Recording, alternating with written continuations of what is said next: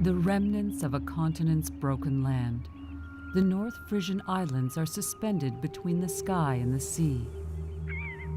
Here, the land gives the illusion that it is the end of the world.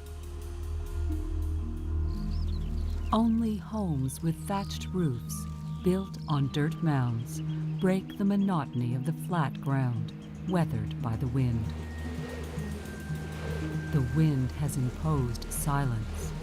For almost 300 years, people have sought this stillness, despite the risk of being submerged by the sea. We are in Germany, near a cluster of small isolated islands in the North Sea, on the border of Denmark. This region is composed of 14 islands, 4 of them protected by a dike. The 10 smaller islands, called the Halligen, which are raised lands, are not protected by a dike.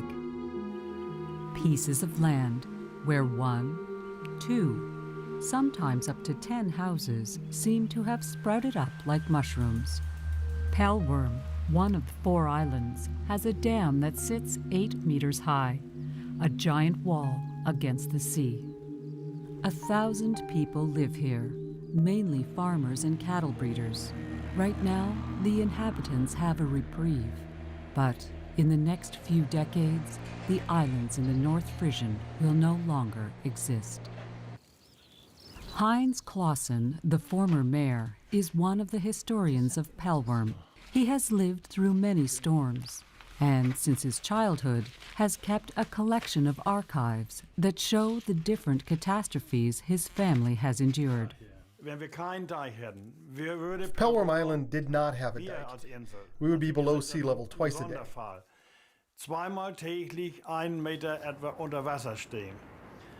Actually, we would be under the normal sea level by at least 1 meter, meaning that without the barrier, this land would be erased, just as it happened once before. The North Sea has always been erratic. For months, it's just like a lake. But between 3 to 40 times a year, it swells and becomes ferocious.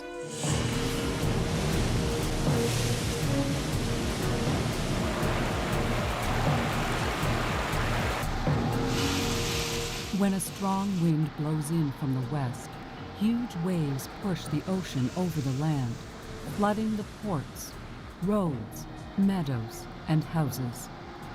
The island is invaded by the sea. It is not a new phenomenon. These storms have been molding the land for centuries. What we know is that in 1362 there was a dramatic event. A sort of tidal wave engulfed the Utland. Utland is a word that means the land that borders the continent. Therefore, what was firm land accessible to the continent before 1362 became impossible to access once it was submerged. Thus, the German coast was transformed forever, and the North Frisian Islands were born. These are just piles of peat and mud ripped from the German continent during the tidal wave of 1362. Some farmers decided that the land that was not destroyed by the devastating tidal wave was unsinkable, and so they settled there. It is a unique phenomenon of nature to see these islands remodeled under the eye of a storm. Some have disappeared, while others have moved and new ones have appeared. These islands do not have a definite form. For the residents, dealing with the storm is to be expected. They make do. People are reassured when the water level is not too high. But what do you do when the threat is insidious, almost invisible? What concerns the people of Pellworm more than the storms is the rising of the water caused by global warming. An increase in water level is not enough to cause a mass exodus, but has become a large enough issue to worry Heinz Clausen.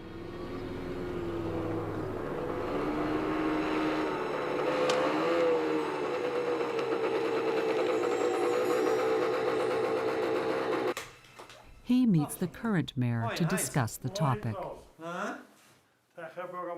How are you, Heinz? I wanted to see if we could discuss this. I want to talk about the evacuation plan of the island. Is that the more recent one? It's the one that we established a few years ago. Is there anything that still needs to be verified? It rests heavily on my heart that newcomers to the island do not know the plan. They buy their houses without the sellers informing them of the dangers, or the homes are being rented out and the information is not being passed along.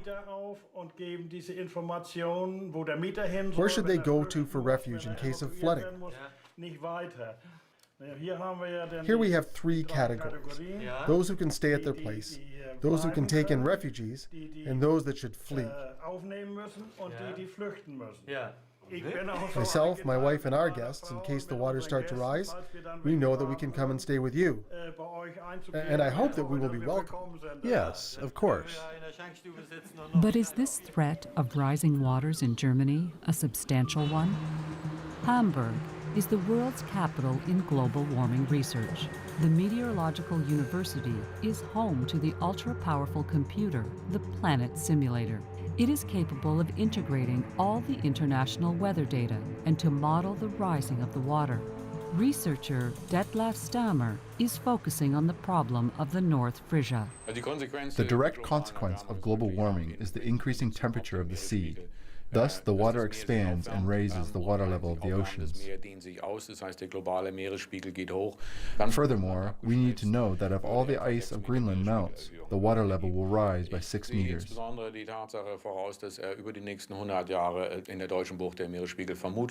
is likely that over the next 100 years, the level will go up by 40 to 50 centimeters in the Bay of Germany. And that is something that the Halligen Islands need to deal with so that they are not submerged, so that the coastal protection is sufficient. Viel schlimmer sehe ich, aber viel ernster sehe ich gerade bei der Frage der Zukunft der Halligen. But what is worse and more serious is the way that the height of the tidal wave will rise with the water level. It's an open-ended question. We have gathered evidence that show us that the height of the tidal waves will increase with the sea level around 50 centimeters to 1 meter, and that could be serious in the next 50 to 100 years. Indeed, the number of times that the sea has risen higher than 4 meters above normal levels is becoming more frequent. Large storms once arrived about every century, but they have increased over the course of the last 50 years.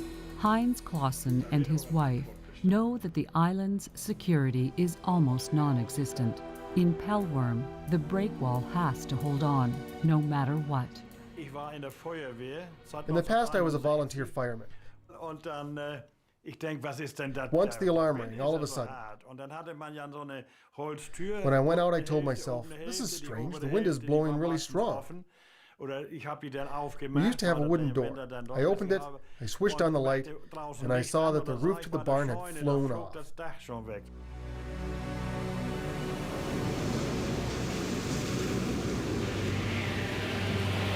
This dam and the people of Pellworm have a long history with the sea. The elders know that the waves can destroy the wall. That is what happened in the storm of 1962. The salt water invaded the fields and destroyed everything in its path. The sea level was 4.55 meters above the normal level. It had been 150 years since that last happened. People were caught unaware. They had ignored the fact that the storms would hit, unlike today, where it occurs now about every 10 years. In 1962, the damage was devastating. Many people drowned, and the landscape was devastated. The German government decided to undertake major work. First, they had to remove the tons of mud washed in by the tide, a Herculean feat that was necessitated by mechanical means and by the army.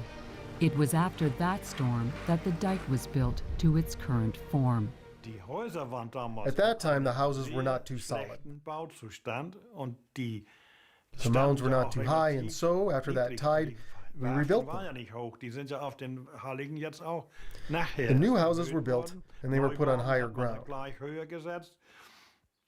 And it was at that point that we built the levees in certain areas so that the sea would not go beyond that point.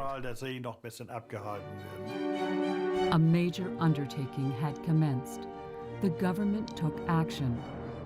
Thanks to enormous subsidies, workers were brought from the continent to the island to raise the dikes. This work of reinforcing the structure would continue for about 25 years.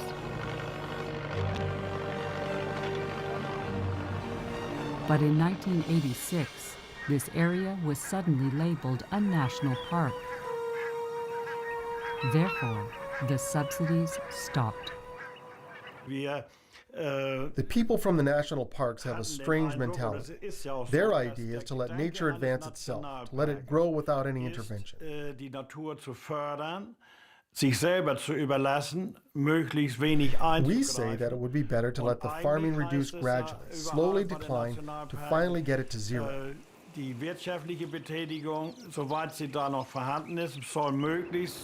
People's reaction, and all of ours, is that we are scared for our freedom.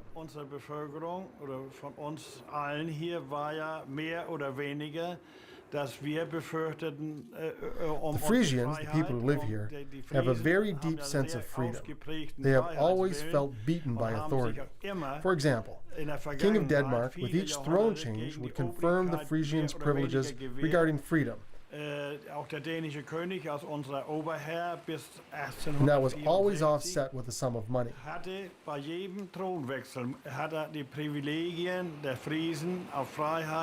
The Frisians should still be able to buy a little bit of freedom. And as we did not have any involvement in this legislation regarding the national park, we were furious. It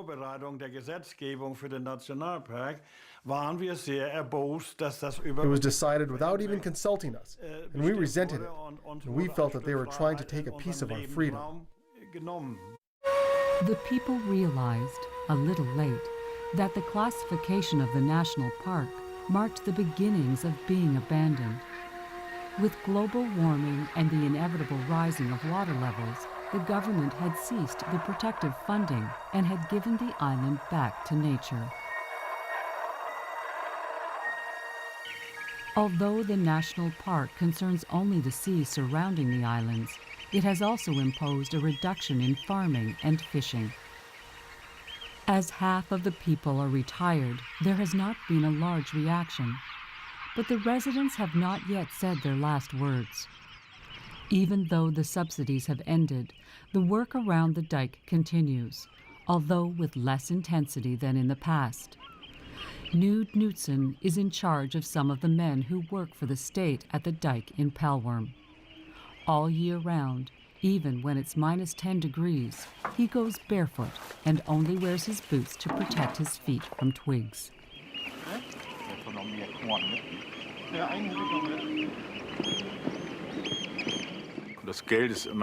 Money is always a problem. Right now we don't have enough workers who can do this type of labor. I've been working here since 1975, and I remember at the beginning there were 50 to 60 workers. Now in 2011, we are no more than 12.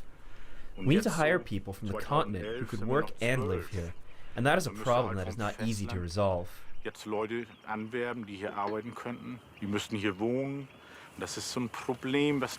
problem is that today, We have to save everywhere, and we're considering that it's not a necessity to continue to do the work here.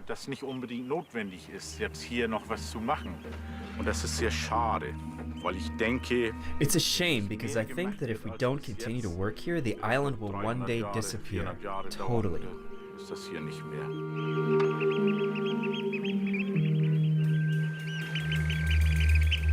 By classifying the region as a national park, the government wanted to provide a place for migrating birds. Birds may be the next inhabitants of Pellworm. Therefore, with little means, a decision must be made. Either elevate the large dike or construct barriers that hinder the tides. The first thing we do when we need to reclaim the land from the sea is to place barriers of branches along the edge. They're placed at right angles to the coast, every 200 meters, to hold the current away from the land.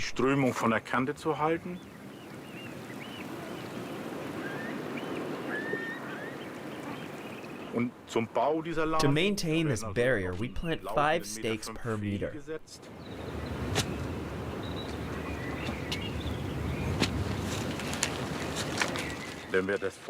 We insert bundles of twigs that we tie with wire, which we call a sew, so that it's not taken to sea by the tides.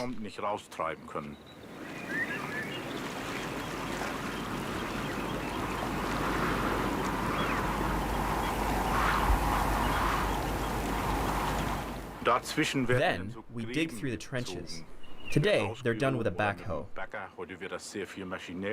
The marine sediments settle in, and every 5 years we empty it, gather the sediments, and drop them in the middle of the fields.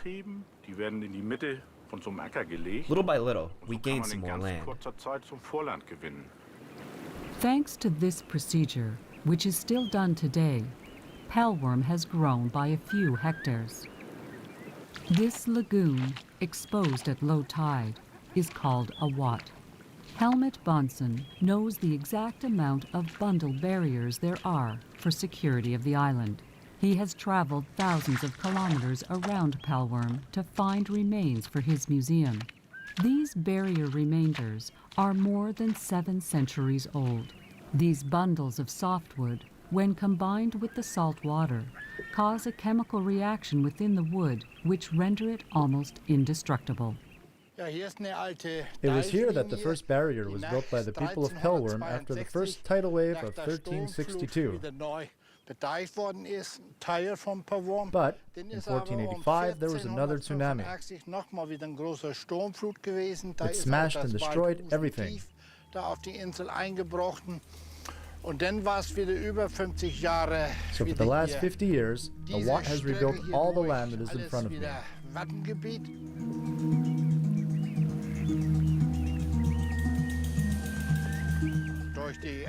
It is clear that the water rises because of global warming, but the island will not disappear all of a sudden. I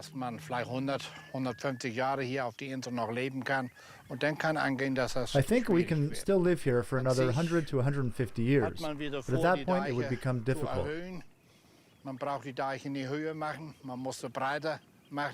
Some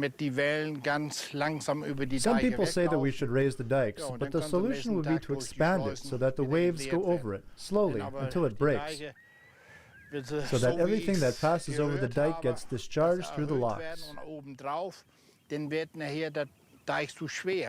if the dikes are raised, they risk being too heavy, and with the water pressure, it would collapse.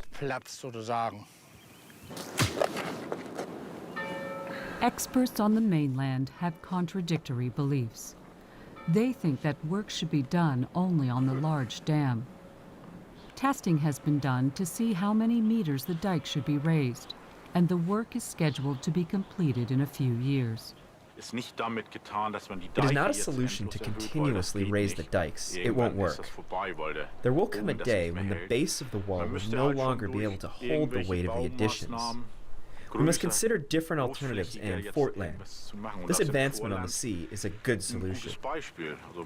With these bundled dams, we can better protect the coast than with a breakwall 20 meters high.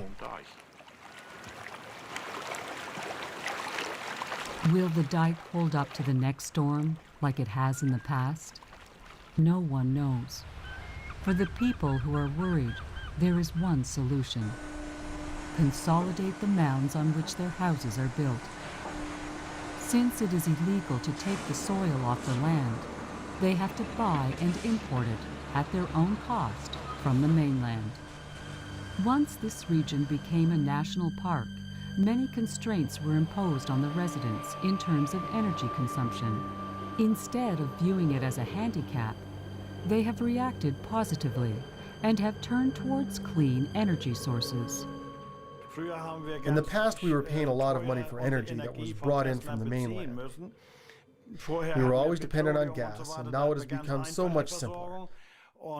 It's the opposite. It is very surprising. Pellworm has become an example of a self-sufficient community in energy. Today at Pellworm, thatched roofs and renewable energy unite in the same place. The objective is to be autonomous and at no cost to the government. Each farm has invested in solar panels, and the people have come together to take part in wind farms. In Pellworm, we use all forms of renewable energy. What we have here is a cocktail of biogas, solar, and wind energy. What you see behind me is the solar power station. In Pellworm, we produce double the energy that we consume. I think that we need to accept that climate changes are coming and that they may be rapid. It has happened in the past, where changes happen in short periods. Even if it is not noticeable to the world at large, there is a necessity to adapt. But when it comes to energy supply, the infrastructure and attitude changes take a long time. That means that we should make these changes now, so that our children and grandchildren can enjoy it. The people understand that it is necessary to adapt and to throw less carbon dioxide into the atmosphere. Faced with the menace of rising water, they have, more than any other country, the need to set an example. After becoming self-sufficient in energy, people's activities changed. Historically, most of the people were farmers. However, the government no longer financed this profession. The Knudsen family have been farmers for 4 generations. Nico and his wife Anna have 3 children. Nico looks after 90 cows by himself. His father helps him a little, but the problem is labor. Living on an island, surrounded by a sea which everyone knows is rising, does not entice young laborers. Nico, the owner of his land, is not afraid of floods, but he criticizes the removal of government subsidies for farming. No, I'm not scared. After all, when will this large tidal wave come? Will it be tomorrow or in 4 to 5 generations? No one knows. I think we should be positive. We still want to invest, give a future to the next generations. If we don't give the next generation a future, at that point, it's not the fear of the water that would be the problem. It's the unemployment or lack of opportunities. I see that problem far outweighing the water issue. Living isolated from the mainland has a cost, especially for delivering his milk. Nico depends on a truck that must take the ferry, the only means of transportation to the farmland. Each trip adds additional expenses that do not encourage young families to settle in Pellworm. Outside of farming, there are no other professions on the island. A veterinarian is the only person to settle permanently in Pellworm. One of Nico's cows has given birth, and she can no longer stand up. She must have a serious problem, or she would not have stayed down like that for so long. Yes, I thought of that too. A bit of calcium should help.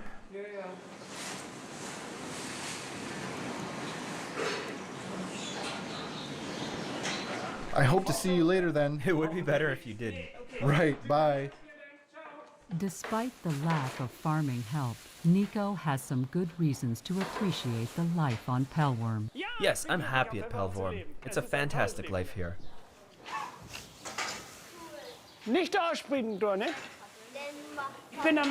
What makes me happy here is the family life, with farming and the solidarity of people. Children, they can't be any happier than here on the farm.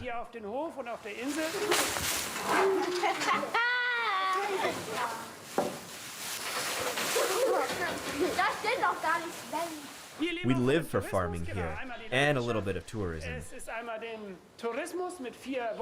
We have 3 houses that we can rent out and 4 apartments that are equipped to run on solar energy.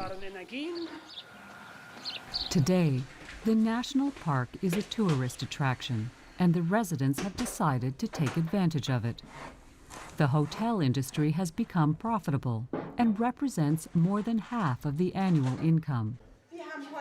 Today I'm going to suggest a delicious goulash, served with noodles, red cabbage, and salad. And for dessert, we have white cheese with raspberries.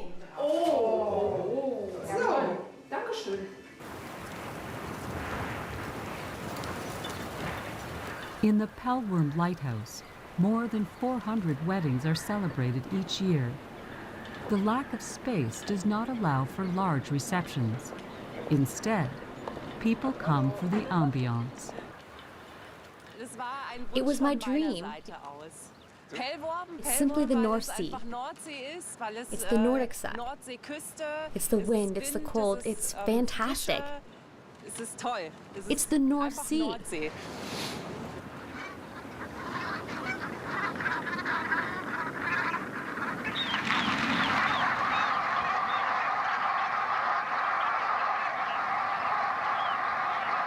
These birds were originally perceived as a nuisance. Today, they represent a bonanza for the tourism industry.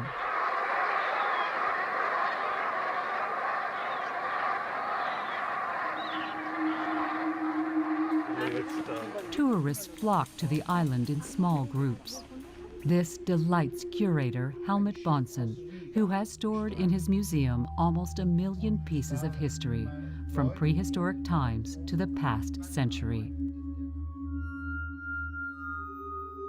In Pellworm, turning a handicap to an advantage is a habit. The people adapt. Before the tidal wave of 1362, certain people lived here. The storms destroyed homes, dikes, and mounds.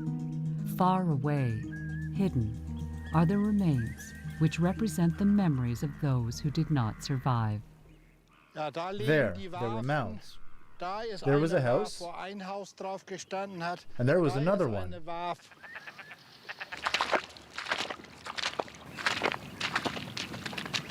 Here was the cellar. Actually, it was a simple hole in the ground to keep the food cold, so we could say that it was a cellar. This round thing, it was a well for their drinking water system. Rainwater was collected because there was not water underground. We could live only on rainwater as the water surrounding us was simply too salty. Twice a day, at low tide, the Wat empties entirely. When it leaves, the remains left within reappear, still preserved after 7 centuries. The highlight of the area is the calm. It's one of the reasons why we have so many tourists here. They do not come in masses, they come solely for the peace. There were even some people who came here and could not sleep because it was too quiet. They had always lived in noisy places and they found it distressing. But for us, we savor the silence.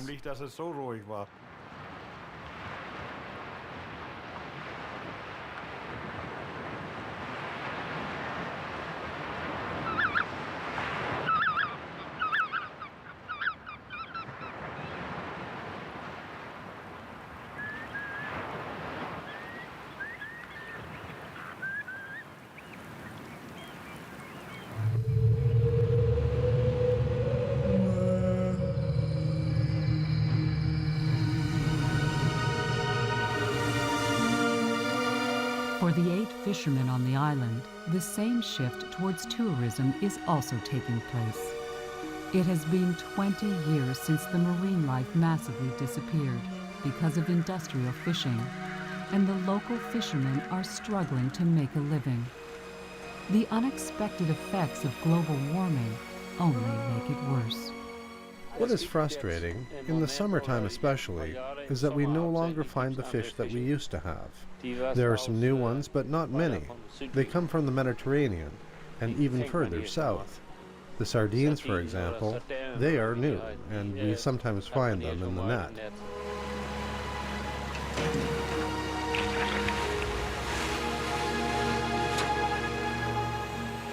The sandbanks that emerge because of the Watt serve as a refuge to the seals. Since the area has become a national park, they are protected. Andreas, a fisherman, has become certified to be a guide. He has the right to bring the tourists to see the seals. It is another way to bring in some money, as fishing no longer has a future. In one human lifespan, we cannot realize the impact of global warming. Certain people, who are around 80 years old, can say that 60 years ago, the water level reached a certain level. So now, 60 years later, it is about 20 centimeters higher. There is an old bridge in Knud that has been around for over 60 years. It was always visible when the tide was high, but now, during a normal tide, the bridge is totally submerged underwater. These are small things that we can attribute to global warming, but on a human scale, it's hard to say. New species of fish have appeared. The herring and cod that used to be here have now migrated north to colder waters. The seals should be avoided and not scared off. They are reserved for tourism purposes. Business is not easy for the fishermen. When they are not acting as tour guides, they have no choice but to fish for shrimp. Being classified as a national park has prompted the people to embrace clean energy tourism. But it is strange that they did not get any grants for protecting the coast. The reasoning could be the lack of communication between the people of these islands, who seem to have forgotten that there is strength in numbers. Despite all their efforts to adapt, they risk being the first climate refugees of Europe.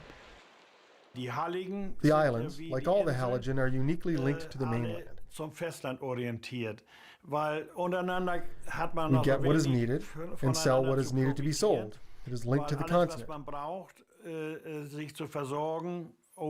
Therefore, we communicate very little with each other. Each piece of land, working exclusively for the mainland, reinforces its isolation. Knud, on top of his work on the dikes, is also a very special postman. 3 times a week, Knud brings the mail to the people of the Halligen, who are not accessible by boat.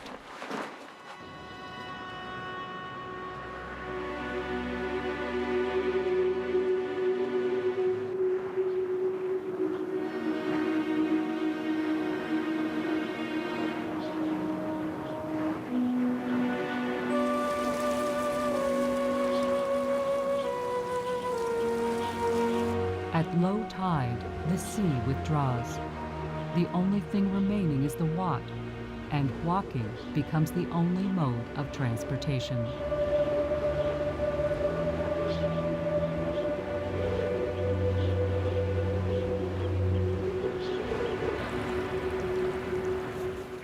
Here you can see the whole of the Halligen and its islands. And if you wanted to go there, it would take a long time. To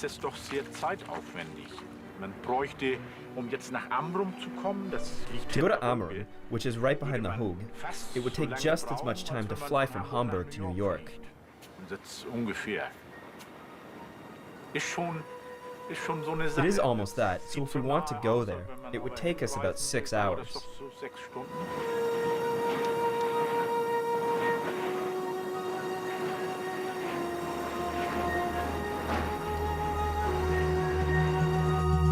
Not far from Pellworm is another small island, also dealing with global warming. People there live with the rising water differently. Here, a track seems to be swallowed on the horizon. At the end lies the island of Nord-Strandismoor. There are 4 houses, 3 families, and the sea surrounding them. Ruth's ancestors settled on these lands about 300 years ago. She lives here with her children, who she raises alone since her husband left her. The only way to reach her is by rail on a small diesel-operated train called the Thore.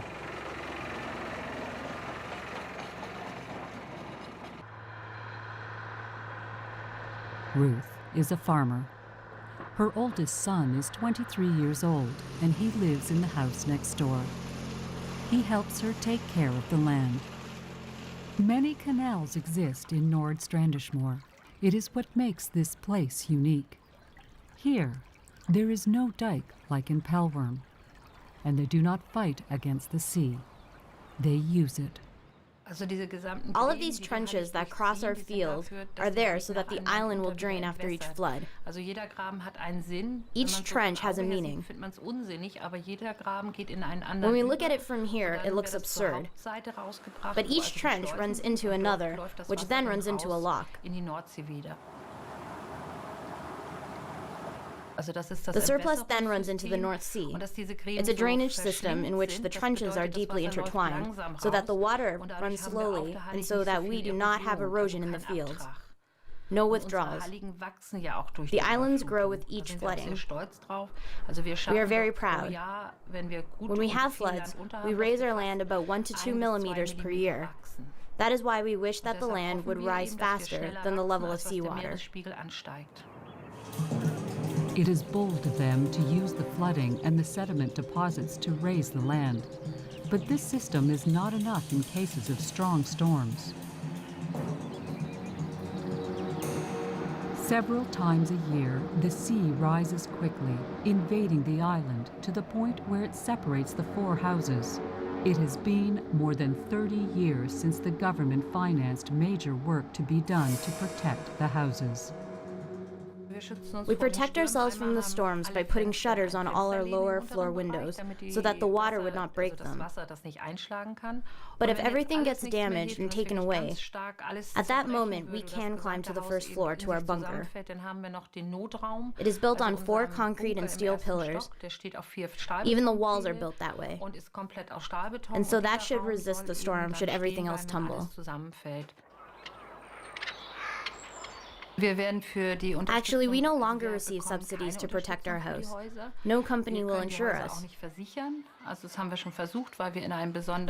We've tried, but we live in a dangerous area. The tsunami risks are not covered. The only thing I have left is to hope that the storm will not destroy my house, as I will not have the money to rebuild it. Our house is built on a mound that we keep in good condition, and we hope that the houses can be rebuilt in the near future, and that the coast protection will give us security.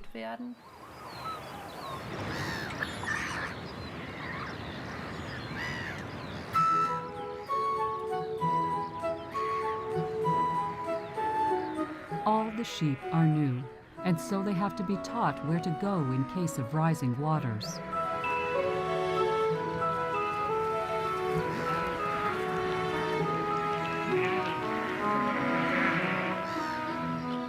It is the children's responsibility to train them, and it's not an easy feat.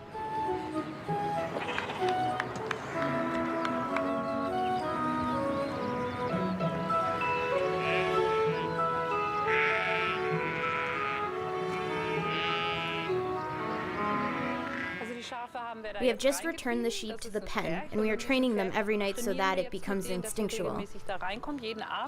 Then we count them to make sure that one of the sheep did not fall into the ditch. We do this for a week or two, and then they instinctively know where to go. We push the sheep in the pen if the weather is bad, whether it is a bad storm or if the seawater is rising. We lock them up in there, and if the water rises very high, then they will naturally go towards the hump. The island of Nordstrandismoor is a paradise for birds. In March, they come in waves, arriving by the thousands. The Halligen is a resting place for the migrators that feed before going towards Scandinavia.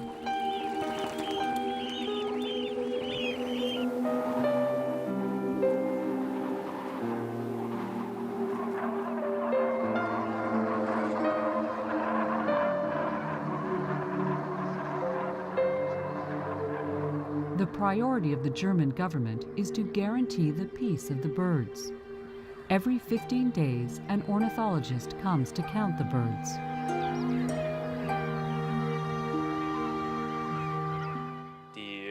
Global warming starts at the beginning of the food chain, in the Watt, as there are certain fish and crustaceans that have migrated towards the north. Fish has been bird food for centuries. The Watt is the most important place for the migrating birds, as they come here to fill their stomachs. In the Nordstrandismoor, we can see the birds that migrate here and who reproduce while the tide is high, such as the geese. On the other hand, farmers are not too happy, as there are droppings everywhere, and the geese are in competition for the grass with the sheep, since that is what they also eat.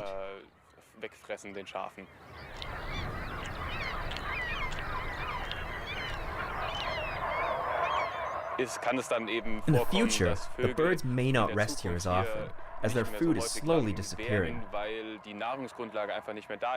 We fear that there will be less and less birds that arrive here to continue their flight.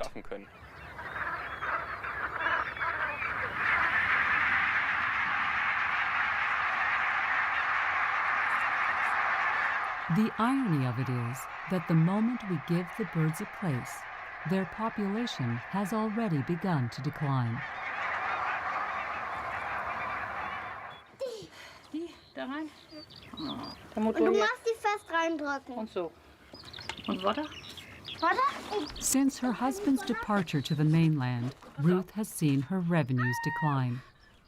Other than the tourists that she receives between April and October, she has no other income.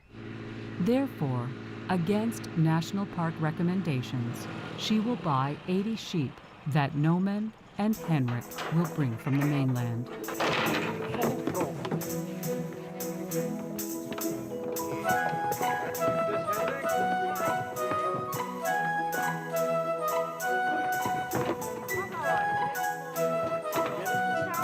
To complete this transaction, they have only the rail and the lore, and they hope that they do not need to change the route.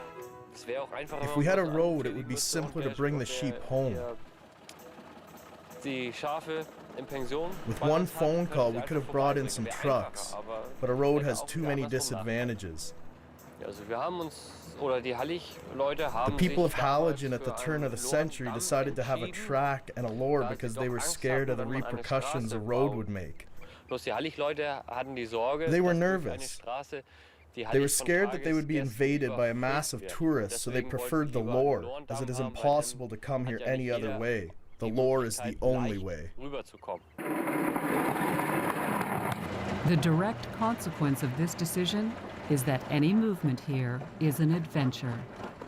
It took Nomen and Henrik 4 trips and 5 hours to bring home the 80 sheep. In Nordstrandismoor, freedom is paid in hours.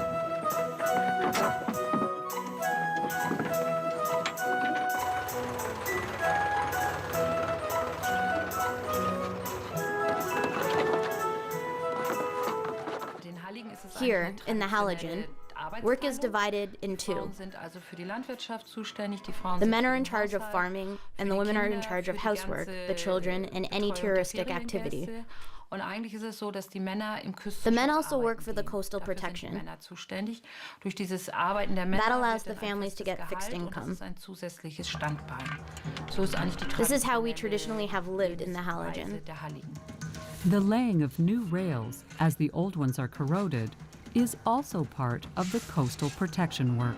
Depending on the season, we do different work to protect the coast. In summer, we're in the Watt, reinforcing the barrier bundles. We can't do that in winter as it's too cold. In winter, which is longer, we replace the rails of the lore. We are paid for the work of securing the area. The protection of the coast is a state affair here.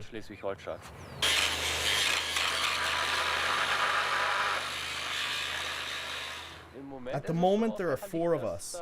There's only 1 man in every family in Halligen that can work because we wouldn't be able to manage otherwise.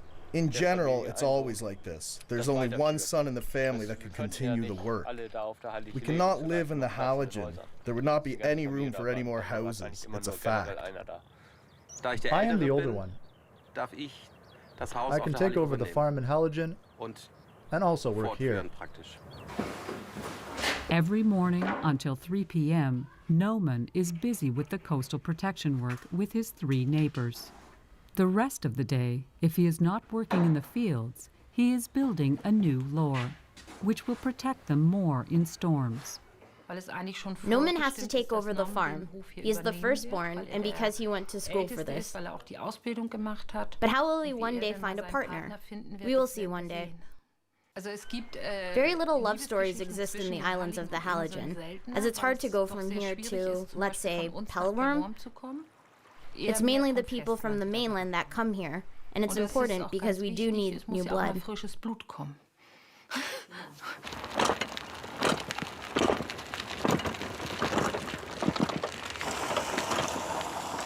The children also have their own share of work to do. Early morning and at the end of the day, they must feed the animals. In Pellworm, farming was not an issue for the children. Here, in Nordstrandismoor, the departure of their father makes reality more painful.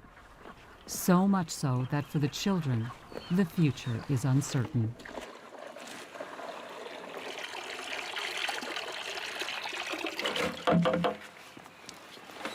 Yes, it's always the same question. If my mom leaves the farm, I would take it. I need to learn a profession first, otherwise it would not be possible. Anyhow, in principle, it's my older brother who will get the farm.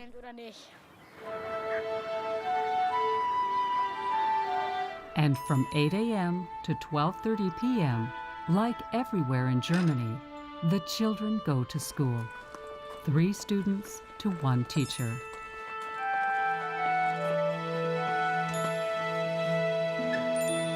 Dann Madagaskar.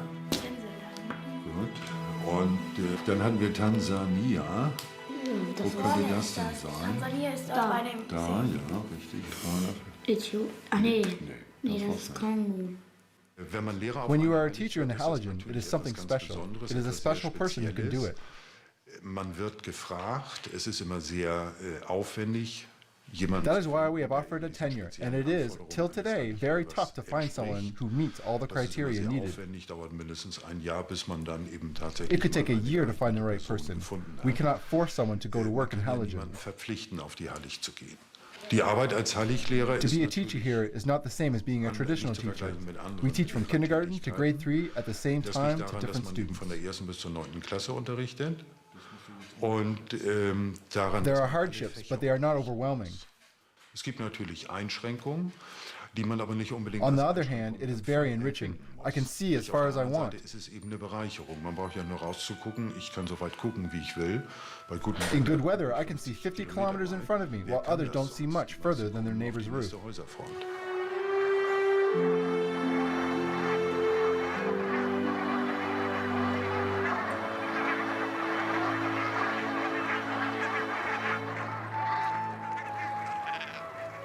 I can see global warming being very dangerous because of the rising of the sea level.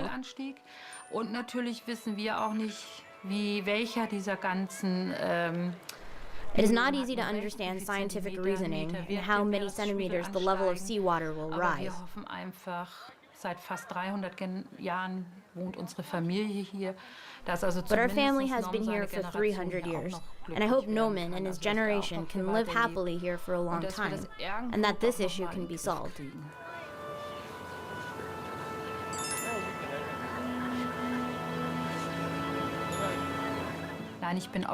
I remain optimistic. If I was pessimistic, I would leave here, and that is not an option. I want this little piece of land to survive several centuries more, and that we can continue to live here happily.